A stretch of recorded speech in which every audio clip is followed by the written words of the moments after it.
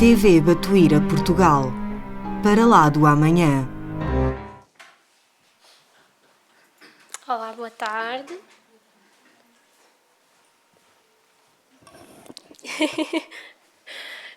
Então, na nossa tarde de hoje, o nosso estudo é sobre estas duas parábolas, o tesouro escondido e a pérola oculta. As duas em conjunto, encontradas em Mateus, ensinam claramente a mesma lição. É graças às parábolas que os ensinamentos de Jesus foram atravessando quase que ilesos, e eu digo quase, não é? Porque nós sabemos sempre que o homem tem tendência a interpretar à sua maneira, não é? Mas quase ilesos por estes milénios. As parábolas de Jesus não foram muitas, mas todas elas têm ensinamentos profundos. E cada vez que vamos olhando para elas, vamos compreendendo mais.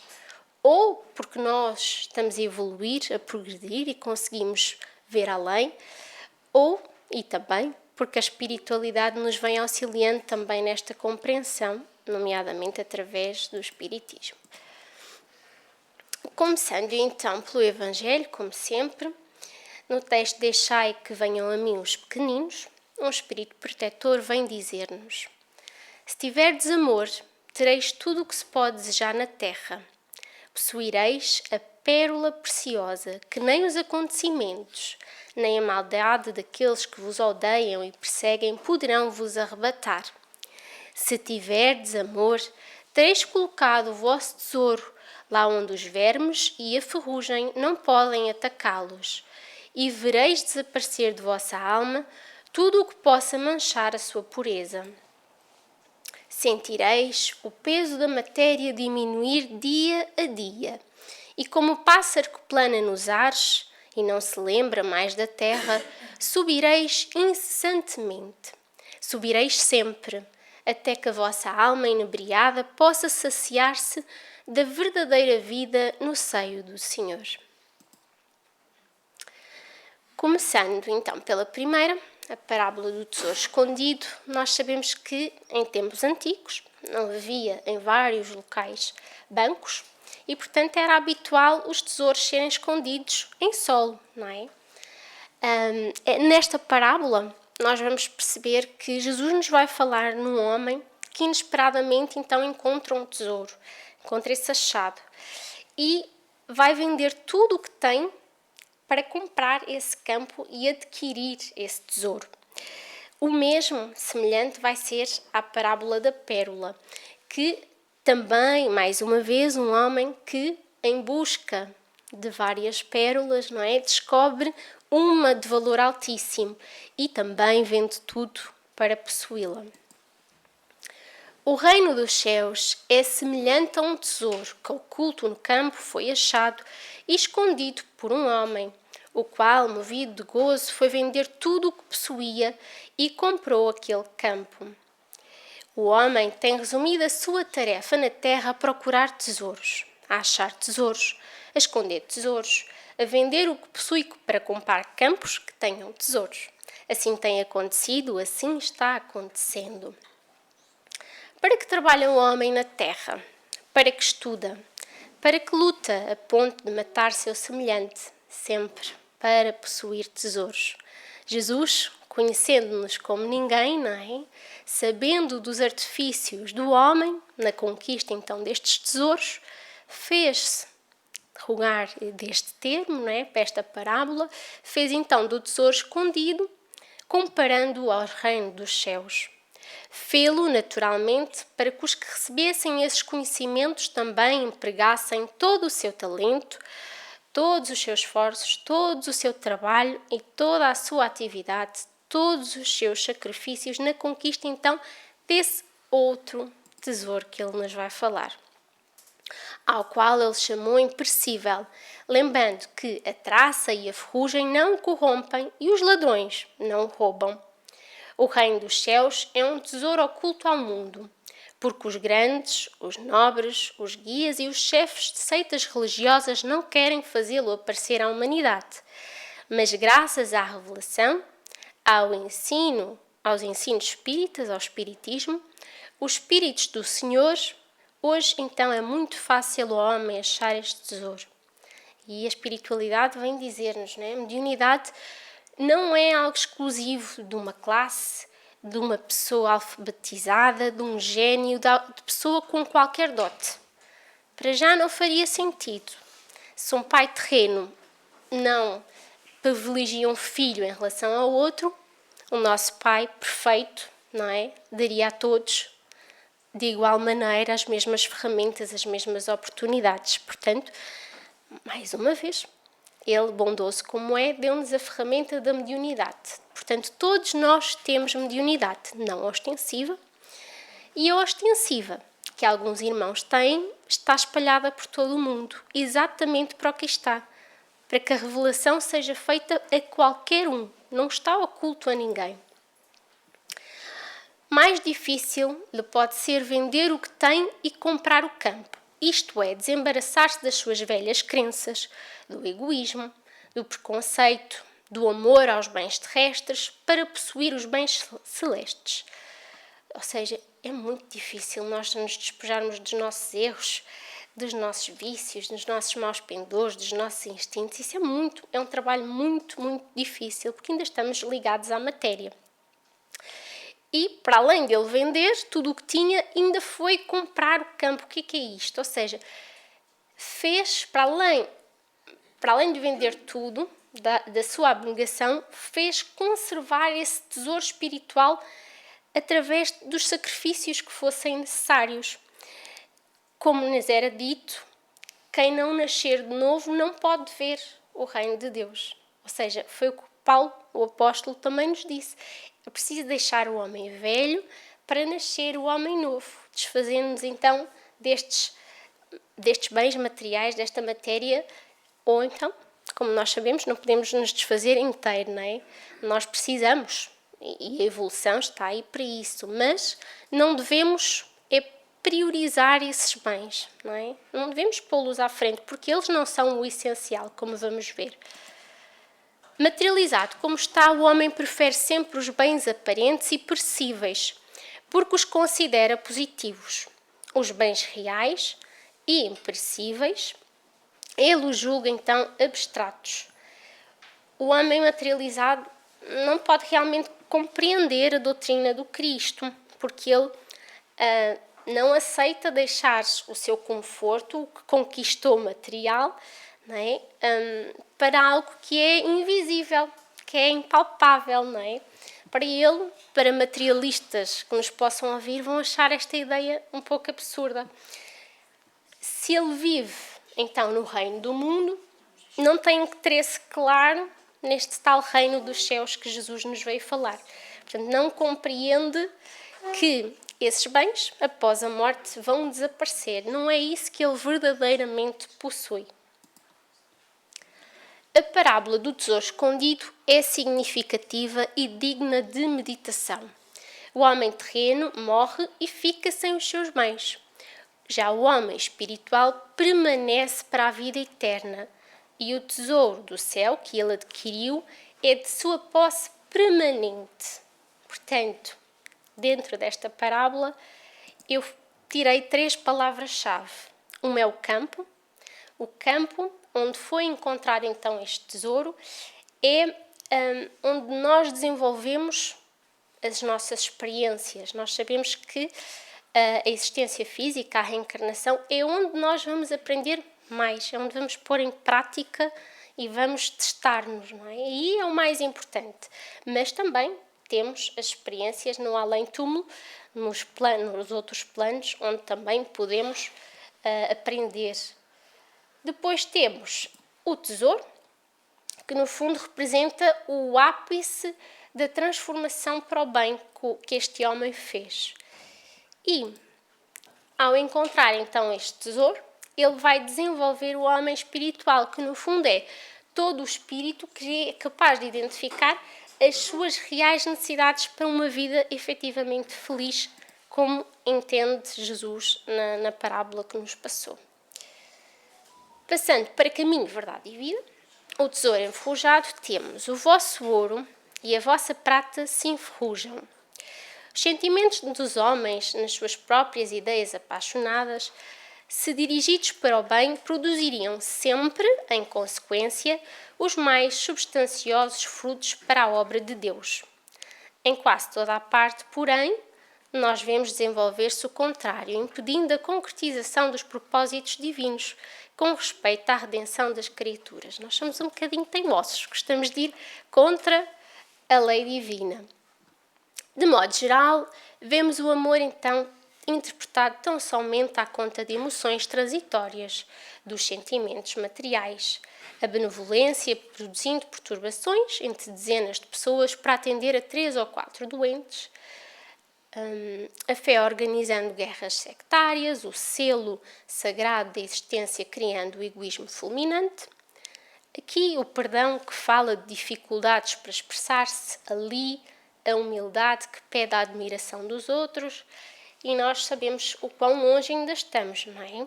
Mas estamos a fazer esse caminho, nós estamos a aprender a verdadeiramente amar, a conseguirmos controlar as nossas emoções, os nossos sentimentos, a compreender a lei, a natureza, tudo e todos que possam passar no nosso caminho. Isso é um processo que nós não conseguimos fazer de forma automática.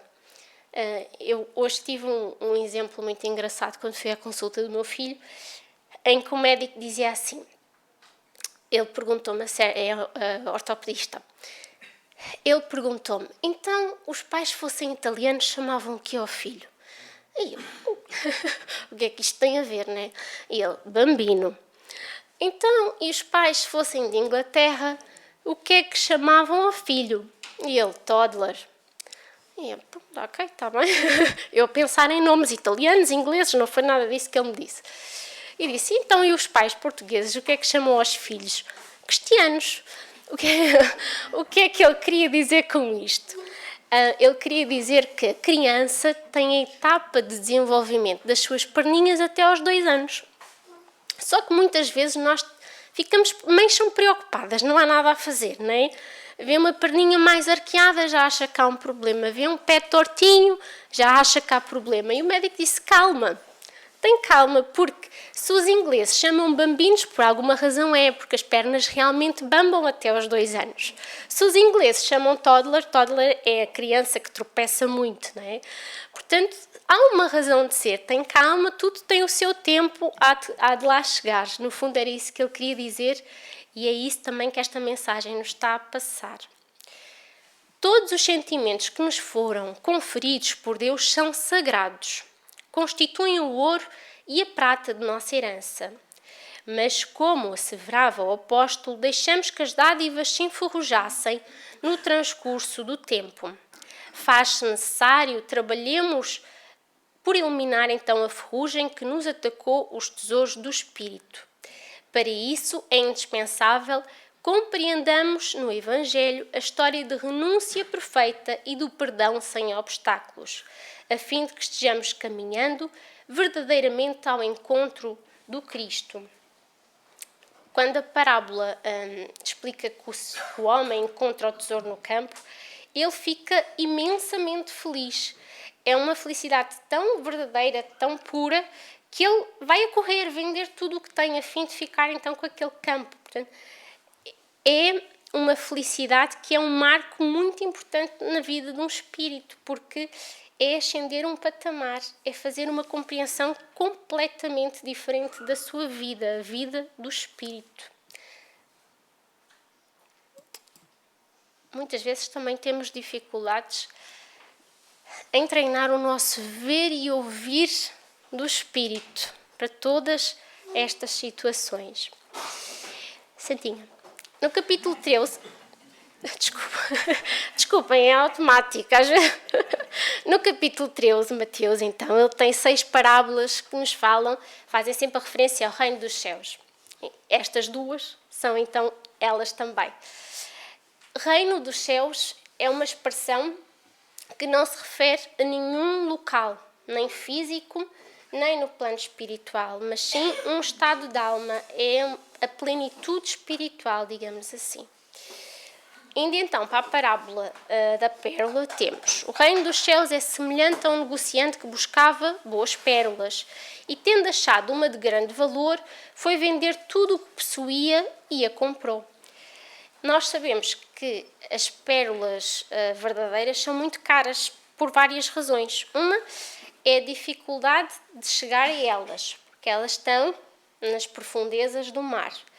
Depois é a sua produção, que tem umas particularidades. O tempo que leva a produzir uma pérola é difícil, porque as pérolas crescem no interior de conchas, de molúsculos, e não são em todas as conchas, e são secreções que aquele molúsculo deita quando ele é ferido, quando é seriamente ferido. Pois nem todos fazem em forma de bola, portanto nem todas as pérolas são perfeitinhas como esta que estava aqui na parábola. E estas características vão ser explicadas a seguir. E vai ligar tão bem porque é que Jesus nos escolhe estes exemplos, não é? As pérolas constituem enfeites para a gente fina. São raros, por isso são caras. Quem possui grandes e finas pérolas possui tesouro, possui fortuna. Além disso, são joias muito apreciadas no seu todo, pela sua estrutura, pela sua composição. Os porcos não apreciam as virtudes das pérolas, preferem milho ou alfarrobas. Se lhe dermos pérolas, eles pisam-nas e submergem-nas no lamaçal em que vivem. Por isso, disse Jesus, não deixe pérolas aos porcos. Nós às vezes falamos no estudo sobre isto, não é? Queremos muito passar a nossa verdade. Então, quando somos espíritas iniciantes ainda, estamos entusiasmadíssimos. Encontramos o espiritismo que nos dá resposta para tudo. Então, queremos partilhar mesmo com aqueles que não estão preparados para ouvir estas verdades. E isso não se deve fazer, porque geralmente não corre nada bem.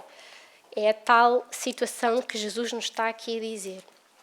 Certamente já havia o Senhor do Verbo Divino comparado o reino dos céus a uma pérola de raro valor, quando propôs aquela recomendação a um discípulo que deliberava anunciar a sua doutrina a um homem suíno.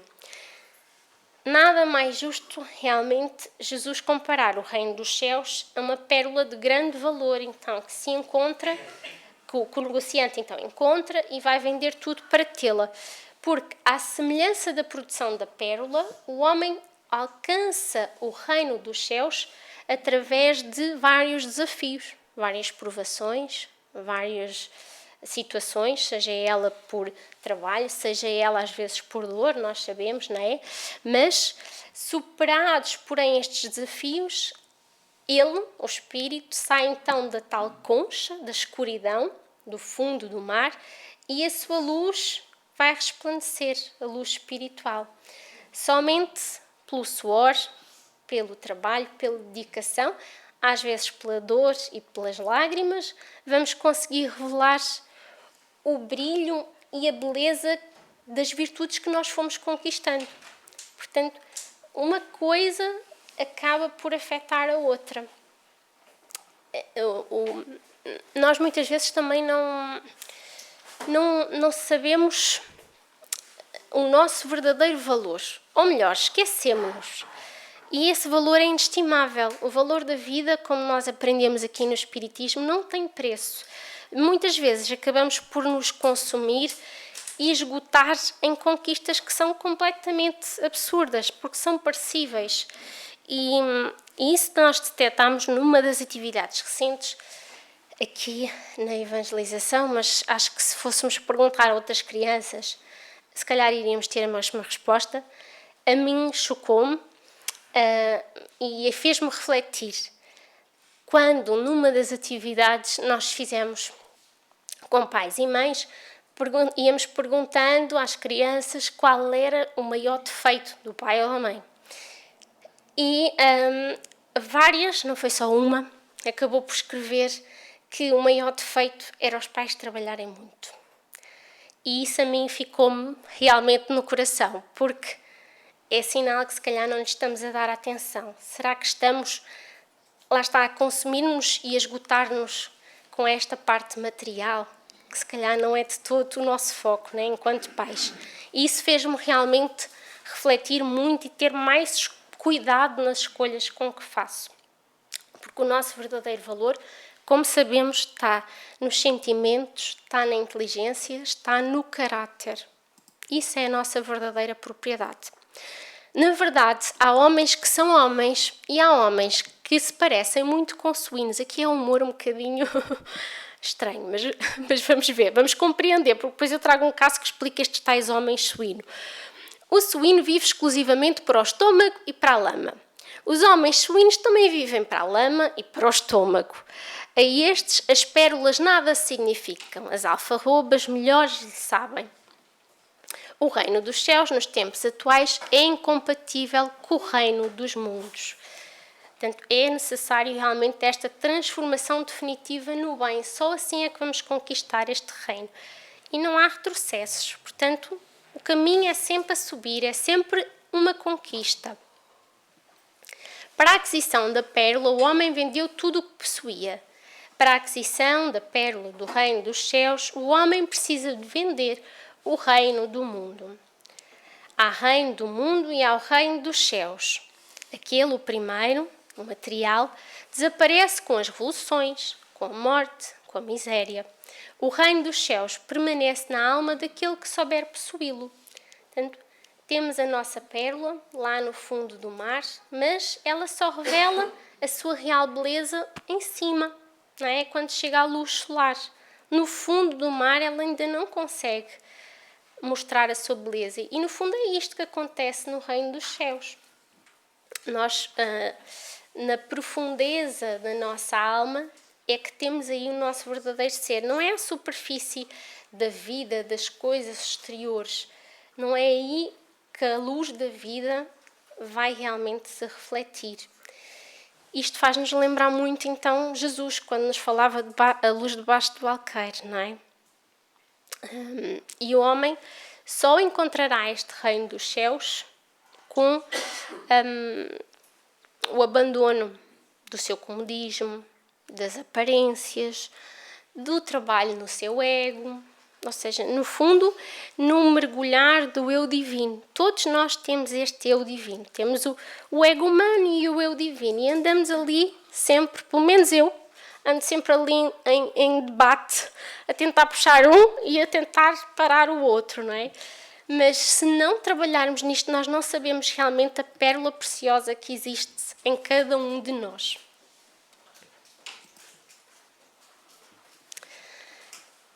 Ainda sobre a pérola, antes de passarmos aqui para este texto, como eu vos expliquei, a pérola, para ser formada, é uma secreção em que o molúsculo é ferido de algum modo. E isso também, mais uma vez, Jesus trouxe o exemplo perfeito. Porque qual de nós consegue fazer a transformação sem uma experiência difícil ou desafiadora? Uma ou várias, não é? Ao longo das nossas várias encarnações. Cristo, que é Cristo, não veio num ambiente muito cómodo, muito rico. Pelo contrário, não veio sem trabalho, não veio sem sofrimento, teve uma morte que nós sabemos, que foi um grande exemplo. Portanto, temos que saber identificar este nosso ego humano, no fundo, para conseguirmos nos levantar das nossas dificuldades e conseguirmos levantar o nosso eu divino. Só com trabalho árduo, não há nada a fazer. O Espiritismo diz-nos, temos que trabalhar em nós, não é nos outros, senão não há mudança. Então, neste livro, temos então, este livro é de uma coleção de cartas que Chico Xavier, das várias que ele psicografava, e é de Francisco Rosa e Silvas, também Chiquito, que foi um espírito que teve alguns desafios na sua vida, que levaram a situações, às vezes, de momentos em que desanimou, em que ficou mesmo para baixo, mas também foi um impulsionador deste animal que aqui está no Brasil. Embora depois, a certa altura, a coisa não correu muito bem. Então, Chico Xavier, numa reunião do Braba Pública, em 83, vai receber esta carta dirigida a Sílvia, que é a mulher, então, de Chiquito. mulher de Chiquito, que foi fundadora também do Centro Espírita Allan Kardec. Querida Sílvia, estou aqui, seguindo a você mesma no caminho que a sua fé me trouxe. Ele não era espírita, a mulher foi fundadora do Centro Espírita, mas ele não era. Por isso mesmo, roga a Jesus nos abençoe e fortaleça nos deveres a cumprir. O tempo parece deslizar sobre as asas que nos arrancam até mesmo do nosso íntimo, de modo a buscarmos progresso e luz. Queiramos ou não, a lei do progresso está aí e continua, independentemente da nossa vontade. Hoje noto que o sofrimento por si não é um obstáculo e sim um desafio a que nos empenhamos na busca de mais vida.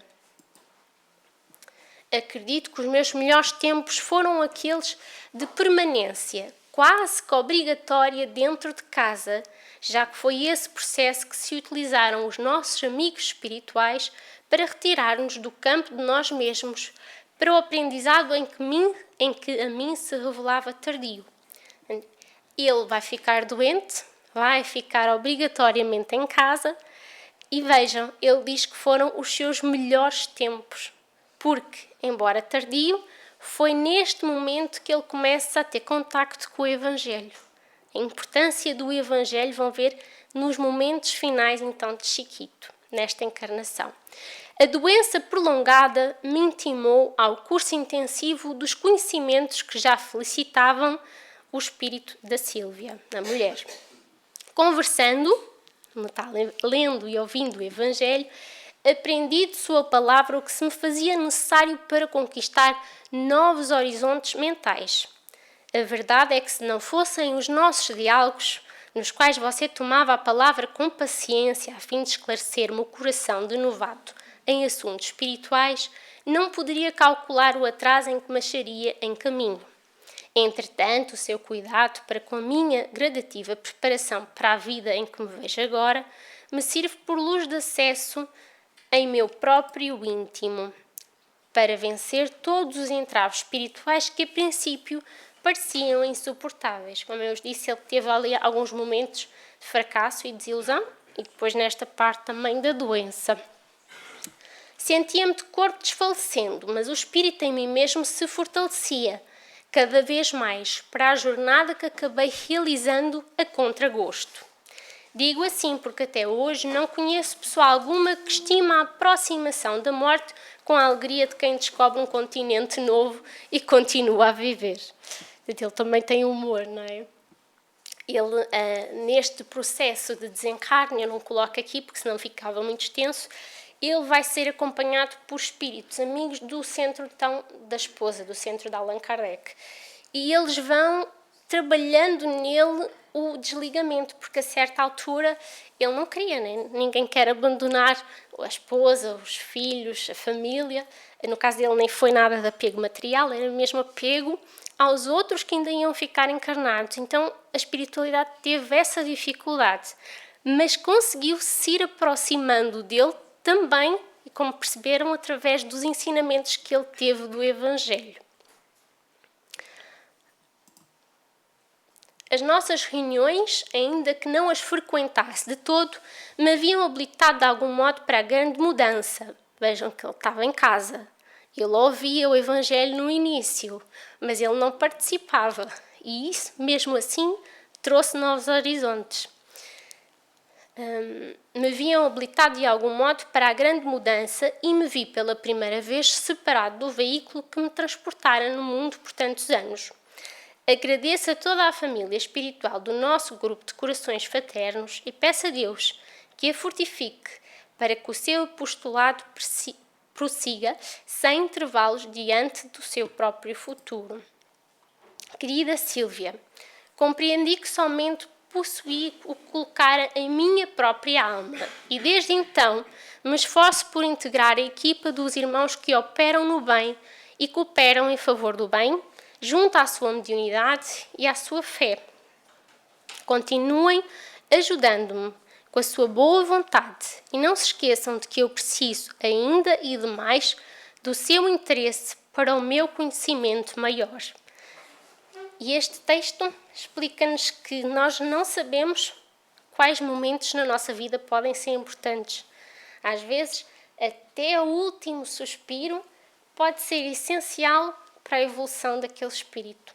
Por isso, nós não podemos decidir nada, porque qualquer momento pode realmente ser importante. E nós vimos aqui foi extremamente importante para ele iniciar o processo de reforma íntima que precisava, mesmo que tenha sido nos 2 últimos anos em que ele esteve doente. E no caso, mesmo forçado, porque inicialmente ele não estava a participar do Evangelho no lar, mas ele ia ouvindo. Portanto, ele teve o mérito de aproveitar estas oportunidades e conseguiu um grande auxílio. Portanto, tanto a pérola como o tesouro, esta verdade que o homem encontra, é quase como receber e agasalhar a palavra de Deus em nós. E isso é extraordinário. Perdoe-me se demorei tanto na compreensão e aceitação dos factos correlacionados com a verdade. Saiba, no entanto, que devo à nossa casa de fé e esperança a minha iniciação para a vida nova. Agradeço a você por todas as manifestações de boa vontade para com o seu velho doente e espero corresponder ao seu carinho e à sua confiança. A nossa verdadeira finalidade nesta vida é obter a riqueza espiritual. E nós estamos a ver isto aqui. É compreender que a verdadeira felicidade não está na posse transitória, mas sim naquilo que nós conseguimos ativamente trabalhar para produzir bens espirituais.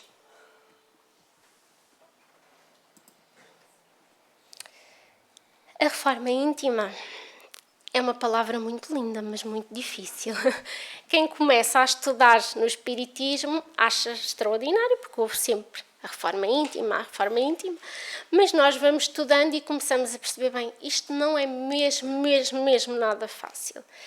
É sempre mais fácil, como aqui está, examinar as consciências alheias, identificar os erros no outro, como Jesus nos diz, ver a trave, mas não o cisco, não é? Educar os filhos dos vizinhos, por exemplo, corrigir os defeitos dos outros, e por aí nós vamos nesta lista que nos é trazida. Aconselhar os outros, então é uma maravilha, não é? Mas quando nos distraímos em tais incursões à distância de nós mesmos, aconselhamos o outro, mas não ouvimos o mesmo conselho para nós. Estamos-nos a distanciar completamente de nós. Não passamos de aprendizes que fogem levianos à verdade e à lição. Enquanto nos ausentamos do estudo de nossas próprias necessidades, olvidando a aplicação dos princípios superiores que abraçam na fé viva, somos simplesmente cegos no mundo interior, relegados à treva.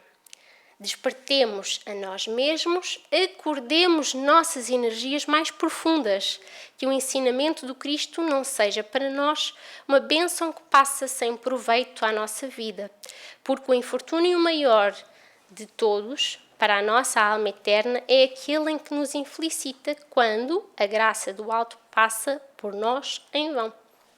Temos muitas oportunidades, temos muita ajuda também. É o momento de nós aproveitarmos ao máximo. Às vezes, lá está, não treinámos, foi o nosso ver e ouvir com o espírito. Trazendo o viajor também, vejamos com Jesus, temos Emmanuel que nos diz, do ponto de vista das nossas imperfeições, das várias, porque ele é simpático, não é? É possível reconheças frequentemente no propósito um companheiro em situação deficitária perante a vida. Emmanuel é assim, ele conhece-nos muito bem. Então, ele às vezes dá-nos aquelas chapadinhas para nós acordarmos um bocadinho. Então, temos várias imperfeições, mas vamos encontrar também alguém que não está, que tem dificuldades também, né? Que tem imperfeições tal e qual como nós. Estamos todos ainda no mesmo. De pensamento mergulhado no pessimismo, encontrarás o avarento, que está recolhida à sua sovinice, negando-se os concursos, e a criatura vaidosa a exibir-se na praça, tanto quanto os que se sentem pobres de tudo para serem úteis ou os que se declaram suficientemente desencantados para acenderem nos outros a luz de qualquer esperança. É a luta as várias lutas que nós vamos tendo. Já falámos no ego humano e no eu divino, mas temos também a luta do ter e do ser, a luta do mal e da luz, da quantidade e da qualidade, dos nossos vícios e das nossas virtudes. Geralmente estamos habituados a atingir a quantidade do ter, quando a qualidade, aliás, do ser é que deveria ser o nosso foco. Descobrimos então aí um mundo grande de oportunidades. No entanto, muitas vezes não estamos preparados e às vezes são as circunstâncias que nos vão obrigar a trabalhar. Costuma-se dizer que o possuído por aquilo que possui está errado. Ou seja, diz corriqueiramente que o possuidor e o possuído, a sua diferença é apenas um R. E esse R é o R de reforma íntima, é o R de redenção. Entretanto, isso pode ser simplesmente o nosso modo particular de entender. Procuremos, porém, enxergar os outros pela interpretação de Jesus. Busquemos o ponto de vista do nosso Divino Mestre e descobriremos em nossos irmãos do caminho alguém com infinitas reservas de bondade no próprio ser. Não há ninguém completamente mau, inútil ou inaproveitável, se é que se pode dizer o termo. Todos nós temos esta pérola, esta sementinha em nós, prestes a nascer, a florir. Aprendamos então que o mordomo da fortuna terrestre foi chamado a realizar grandes obras na sementeira do bem, bastando saber-nos tocar-lhe a porta do coração, que o companheiro, enganado na superestimação dos próprios valores, assim procede à face da ignorância que o senhoreia, cabendo-nos tão somente a obrigação de oferecer-lhe sadio exemplo de humildade, a fim que desperte e se reajuste. Nós conseguimos trabalhar em nós e nos outros. Surpreenderemos nos amigos vacilantes as promessas da vida, quais plantas tenras e interessadas ao porvir que precisamos auxiliar, de modo a que se espantam em frutos de fraternidade e entendimento. Identificaremos nos que se veem infortunados e inúteis o justo ensejo ao exercício do nosso amor, para que se convertam em vasos de reconforto e harmonia.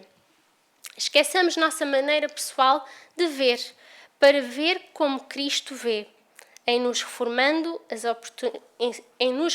as oportunidades de serviço e consolação no curso de cada hora, porque no mundo qual a terra, em que todos somos necessitados, é imperioso acreditar como crê o Senhor, porque se não fosse admitida por Ele a possibilidade da nossa restauração para Deus, não nos formaria diariamente os títulos de trabalho e aprendizado, no rumo da vida imperecível que nos conferirá de futuro a tal perfeita alegria.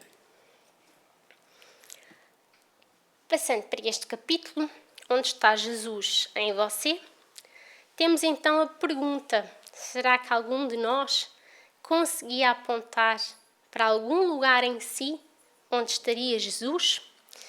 Então, o autor diz: será que esta pergunta é estranha? Vou então passar a explicar. Em uma determinada ocasião, Chico viu uma entidade elevada entrar no lugar em que ele estava e que se inundou de luz. A claridade, que parecia um pequeno sol, vinha do peito do espírito, mais precisamente do local onde estaria o coração. E a história desse espírito era a seguinte: por ocasião do martírio dos cristãos, que deram vida por amor a Jesus, ele foi convocado por uma alta autoridade romana a apontar em que lugar o filho do carpinteiro estava. Questionado, apontou exatamente para o seu coração. Jesus estava no seu coração. A essa resposta, o insensível representante de Roma ordenou então que lhe arrancassem o coração.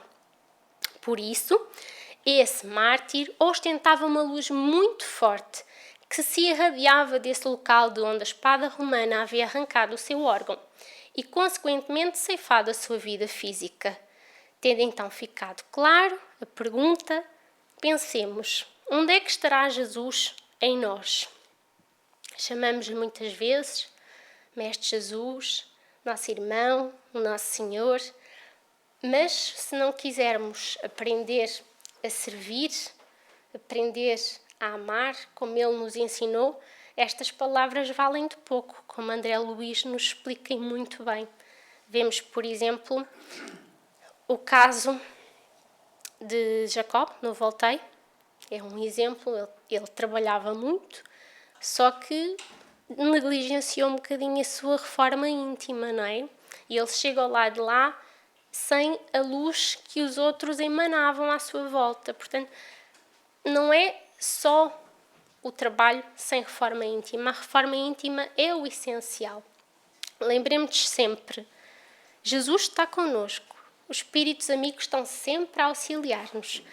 Façamos então nós o esforço de estar com Jesus. Agora, passando para encontros e desencontros, temos o texto de expiação ou regeneração, do nosso Richard, que também tem textos muito engraçados. Eram 2 guichês bancários do tempo antigo, 2 bancas, daquelas tipo dos bancos, né?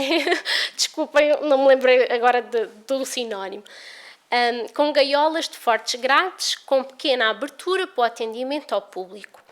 Num deles trabalhava Tobias, um lado forte, baixinho, gordinho, de voz grossa, conversador, de cabeça tão cerrada à compreensão dos mecanismos da vida, quanto o cubículo onde passava os dias a contar o dinheiro. Portanto, ele não acreditava nada na vida após a morte. Do outro lado, jesuíno, espírita, que não desanimava do propósito de despertar o companheiro para então as realidades desta jornada humana. A vida não é um simples acidente biológico, meu amigo, dizia o jesuíno. Existe um planejamento divino. Fomos criados para atividades muito mais importantes que a mera autentificação de recebimento e pagamentos ou a indolência dos fins de semana. Oh, ria o Tobias, não é? Deus planejou muito mal o nosso mundo. Há muita bagunça, principalmente nos tempos atuais. Deixe-me no meu cantinho, quero sossego. É o tal homem suíno que nós vimos há pouco, não é? Não estava preparado ainda para estes ensinamentos, mas, tal e qual como vimos, se Jesus não os merece, Jesuíno também não os mereceu e não desanimou, continuou ele. Você usa uma perspectiva materialista. É preciso ver além das aparências. Se entrarmos numa casa em reformas, parecerá tudo muito confuso. No entanto, ela está sendo melhorada. É o que acontece com a terra. Isto, reforma demorada. Desde sempre há muito ódio, muita agressividade nas pessoas. Se Deus é a suprema bondade, como você fala, seus filhos não herdaram a mesma virtude. Deus é que não tinha feito filhos em condições, né? Segundo Tobias. O bem existe embrionário em nós, qual semente divina. Ocorre que entre o embrião e o fruto, entre a vocação e a realização, há o esforço que nos compete, porquanto Deus não nos fez autómatos, não nos fez robôs. Somos espíritos em evolução, perfectíveis, mas não perfeitos. Se é assim, pergunta então Tobias, por que prevalece o mal na Terra? Talvez ele apenas apareça mais como os instrumentos desafinados numa orquestra. Vivemos num planeta de expiação, habitado por espíritos rebeldes e agressivos, que ainda não entraram em compasso com as leis divinas. Fazem barulho, mas há também muita gente situada numa faixa de regeneração. São espíritos que cumprem seus deveres, que levam a existência a sério, procurando fazer o melhor, no esforço de se sobreporem às suas limitações. Oh, quimeras! Você é um ingênuo, Jesuíno, dizia então Tobias. A bondade é um manto de hipocrisia que encobre o egoísmo humano. Eu, quando li isto, fiquei coitadinho do Tobias. O Tobias é muito pessimista. O Jesuíno tinha ali um bom trabalho. Mas descansem que o trabalho vai ser mais rápido, porque a espiritualidade vai atuar. Todos são bons enquanto não pisam os seus calos ou sujam interesses pessoais. Portanto, ele não acreditava na bondade, zero mesmo. Então, mostram o que está em seu íntimo. Digo-lhe mais, se fomos criados para o bem, como você diz, não estamos nem em expiação, nem em regeneração. Somos apenas espíritos com defeitos de fabrico, dizia ele. Coitado do Jesuíno, não é? Tinha aqui um trabalhinho. Tobias seguia assim, impenetrável de qualquer maneira, qualquer conceito espírita. Certo dia, um final de expediente, então pediu ao companheiro: por favor, Jesuíno, venha ao meu guichê, ao meu espaço de trabalho, não é? O que houve, rapaz? Você está tão pálido que até mudou de cor, ficou branco. Ele era negro. Não brinque, é sério, estou com uma diferença astronómica. O meu salário de 6 meses. Imaginem, ele estava no final a fazer as contas e 6 meses do ordenado dele não estavam lá. Muito, muito assustado. Jesuíno efetuou cuidadoso levantamento dos valores. Conferiu a fita de autentificações e constatou que efetivamente havia valor a menos. Sinto muito, Tobias, alguém ficou com esse dinheiro. Estou perdido, não tenho meios para a reposição, diz ele.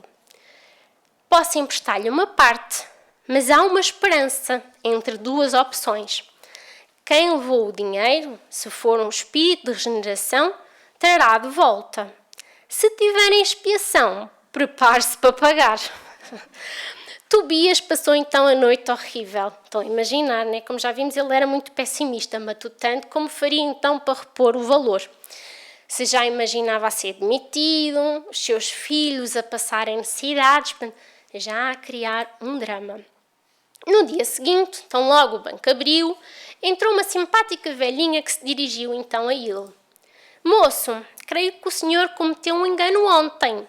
Pagou o meu cheque com um 0 a mais. E é um dinheirão. Eu só quando cheguei a casa é que percebi. Vim então devolver a diferença. Tobias então não se conteve, fazendo ecoar pela agência bancária o seu vozeirão, a proclamar eufórico para Jesuíno. Jesuíno, Jesuíno, é um espírito em regeneração. Generação, meu amigo, viva a evolução. Portanto, finalmente, ele conseguiu assimilar o espiritismo. Nem sempre as pessoas se dispõem a meditar sobre as ideias espíritas, infalíveis na equação dos problemas humanos. Só o fazem, então, como ele, quando eles surgem em seu caminho. Então se deslumbram, como um cego que repentinamente começa a enxergar. Passando para o outro texto, A Vida Escreve. É um título engraçado e já vão perceber porquê. É Só Cresce para Baixo. Temos então estas falas, que vai ser o Cadelino, como aqui vemos que é um abnegado médium passista do Braba, começa a ouvir dos seus muitos amigos. Você tem a força de Deus nas mãos. Você é um homem que não é para viver na obscuridade. Por que não montar um gabinete próprio num dos melhores pontos da cidade, a fim de atender o povo? Você nasceu para melhor destino. Estamos todos prósperos e poderemos naturalmente ajudar. Portanto, tudo a dizer para ele olhar para a parte material. Ele ouvia todas estas frases, admiravelmente situado então nestes amigos, tudo do âmbito financeiro, tudo a levá-lo para comprar um espaço, para usar a sua mediunidade não de forma gratuita, como o Evangelho nos diz, a comprar um sítio diferente. Tantos elogios ouviu que passou a considerar intimamente a possibilidade de uma casa no centro urbano. Não precisava de grande mansão. Um palacete que não desse muito trabalho seria bastante. Um lugar em que pudesse acolher as visitas com elegância e decência. Quando o plano se tornou então amadurecido na cabeça dele, né, pensar em tudo, concentrou-se então em pedir a opinião, e ainda bem, graças a Deus, às vezes não pedimos, né, a opinião da esfera espiritual. Quem então apareceu foi António, excelente amigo desencarnado. Adelina então explica-lhe o projeto dele e pede-lhe o parecer. António, por sua vez, passa a esclarecê-lo bondoso, que um médium, antes de tudo, precisa de assistência moral, que não lhe convinha figurar uma situação que não tinha, que deveria permanecer no domicílio singelo e que os amigos não poderiam efetuar aquilo que somente a ele competia fazer. Mas, contrariado, não posso aspirar a melhoria, não posso melhorar, valorizar os meus interesses, elevar-me socialmente. E o espírito amigo pode sim, mas não à custa de vãs aparências e sim pelo seu próprio esforço, lutando, amando, servindo, trabalhando em favor do bem. Ele triste já? Então, crescer no mundo será sempre vaidade? E a resposta, não, Adelino, não é bem isso. A vaidade tem consigo o progresso da cauda do cavalo. Como assim? Só cresce para baixo. Como quem então acorda do sono, ele acaba por perceber que estava neste contentamento, nesta ilusão. E como Sócrates uma vez nos veio dizer, Sócrates, um espírito elevadíssimo que nos veio preparar caminho para a chegada de Jesus, diz, conhece-te a ti mesmo. Só assim tu vais conseguir melhorar e resistir ao mal. Portanto, ele, agradecido, compreendeu então que a sua modesta casa já era morada de felicidade. E chorando de alegria, pôde apenas dizer, Deus lhe pague, meu irmão. Portanto, uma consciência completamente diferente. Para finalizar, temos então 2 certos da verdadeira propriedade. Verdadeiramente o homem só possui como seu o que pode levar deste mundo. O que encontra ao chegar e o que deixa ao partir, ele desfruta durante a sua permanência na terra, mas visto que é forçado a abandonar tudo isso, ele tem apenas o seu usufruto e não a posse real. Então o que é que ele possui? Nada do que é para o uso do corpo e tudo o que é uso da alma. Inteligência, os conhecimentos, as qualidades morais. Eis o que ele traz e o que ele leva consigo, o que ninguém tem o poder de tirar-lhe, e o que lhe servirá ainda mais no outro mundo do que neste. E inutilmente o homem alegará que antes de deixar a terra pagou em ouro a sua entrada no céu, ouvirá como resposta, infelizmente, que os lugares não são comprados. Portanto, a pessoa vai ficar um bocadinho desiludida. Portanto, não adianta comprar o lugar no céu. Não existe, porque não é isso que Jesus nos pede. Mas ganhos com o bem que se faz. Se somos então ricos destas qualidades, sejamos bem-vindos ao reino dos céus. Muito obrigada pela vossa atenção e muita paz.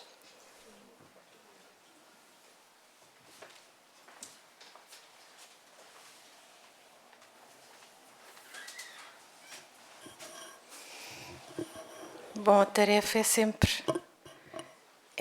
importante e é sempre nossa.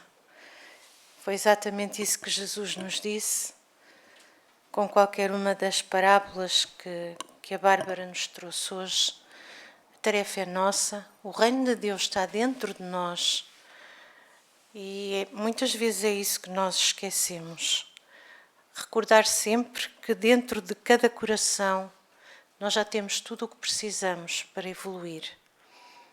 Mas como é preciso pôr em marcha esses méritos, esses dons que o Pai já nos deu e com os quais nascemos, não nos esqueçamos nunca que a nossa consciência já fala dentro de nós. O nosso livre-arbítrio já é uma realidade, não para tudo, mas para muitas coisas. E que nós precisamos de nos esforçarmos e termos aquilo que os Espíritos nos pedem neste momento da nossa evolução, que é a boa vontade.